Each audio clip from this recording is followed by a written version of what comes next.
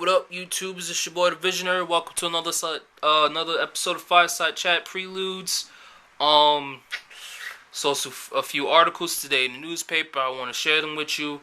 Now the first one I saw, it's a general topic, but the thing is, it kind of filters into one of the subjects that I'm into, that I'm studying now. Is geopolitics or geostrategy, and the article is basically about a conflict within the UK where I think Ireland or Scotland are trying to find out which. Let me try to think. I think it was Scotland. Scotland is building up a movement to claim independence from the UK and the EU. Basically, they want to separate, and this is kind of important because number one, it would weaken the EU economic wise, and the thing is that the economic underpinning of the EU is its only underpinning, its only meta principle that holds the EU together.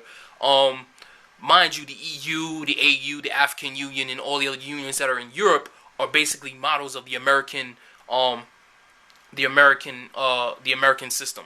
And the thing with the American system is not just an economic system; it's an economic and political ideology that sustains the United States in and of itself. So when you go to Europe and you see things like that happening, where countries themselves are succeeding from the EU and separating, what they're doing is weakening the country or the union itself economically. Now what it is that the Scotland is basically like, yo, we've been fighting for this for years. We've been building this movement for the past 8-9 years. This is something I didn't even know. I didn't hear word of it or whatnot. Yada yada yada.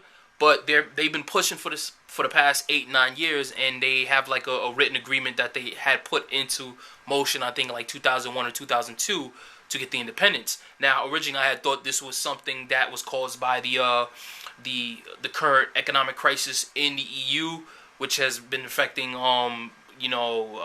Greece and Scotland, Ireland, Portugal, Spain, places like that. But this is something that's completely different and separate from the financial crisis that's going on right now. So I think you should, keep your eyes out for that, because I think that as this happens, you're going to see other countries, basically other countries succeeding from the EU, because I don't know if it was a failed experiment or not. I hope it's not, because it was one of the only ideas that were, bringing the world forward into fruition, into a basically a new world.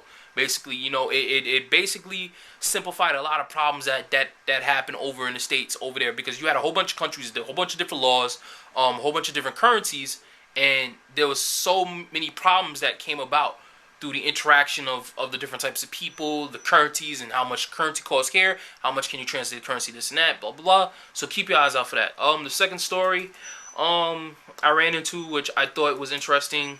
I'm kind of into technology, not that much, but when I see something that it looks like this is going to be big, I kind of pick up on it.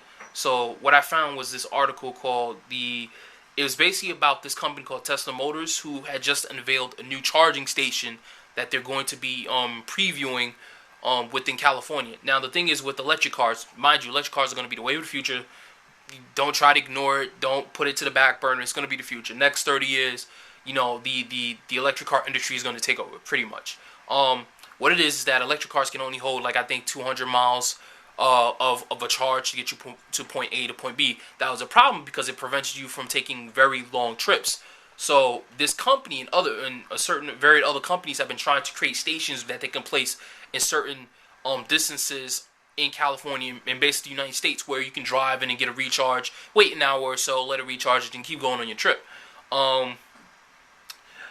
This it signals the apocalypse for the oil company and certain car companies themselves, because it takes a lot of money to retrofit and transition the basic car into an electric car. And in an oil company, that's the death knell for them, because then it's like, oh shit, you're using electricity.